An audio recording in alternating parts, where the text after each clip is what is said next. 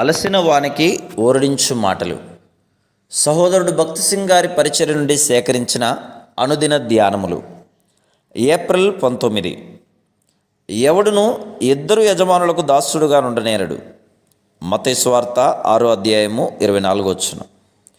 మనము 2వ దినవృత్తాంతంలో 18వ అధ్యాయంలో యెహోషాపాతు యొక్క పతనము ఆరంభమవుటను చూడగలం. కానీ మనం జాగ్రత్తగా చూసిన ఎడల 17వ అధ్యాయము 13వ వచనంలో కథ నిజముగా ఇచ్చట మొదలైనట్లు కనుగొనగలము. యూదా దేశపు పట్టణములలో అతనికి బహుధనము సమకూర్చబడెను. మొదట యెహోషాపాతులోని ఈ బలహీనతను స్వల్ప విషయంగా పరిగణించవచ్చును. కానీ ఈ చిన్న బలహీనతయే గొప్ప పతనంలోనికి నడిపించిందని జ్ఞాపకం ఉంచుకొనవలెను. యెహోషాపాతు అంతకంతకు గొప్పవాడై ఐశ్వర్యమును ఘనతయు కలిగిన వాడాయను. కానీ సాతాను అతనిని బలహీనపరచుటకు అతని ధనాశను ఆధారంగా చేసుకున్నాను. అదేవిధంగా సాతాను నీ జీవితంలో నెమ్మదిగా చిన్న చోటు చేసుకుని ఆ తర్వాత నిన్ను సంపూర్ణముగా క్రిందికి పడద్రోయును.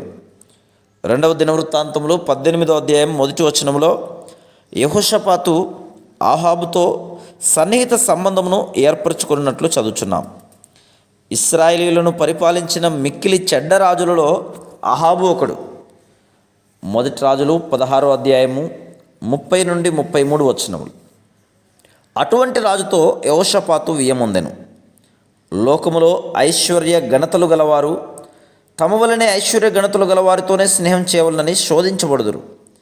ఎవరైతే ఐశ్వర్యమును ఉన్నత స్థానమును కలిగిన వారుగా ఉందరో అట్టి వారందరితో స్నేహ సంబంధములు కలిగి ఉండవలనని కోరుదురు.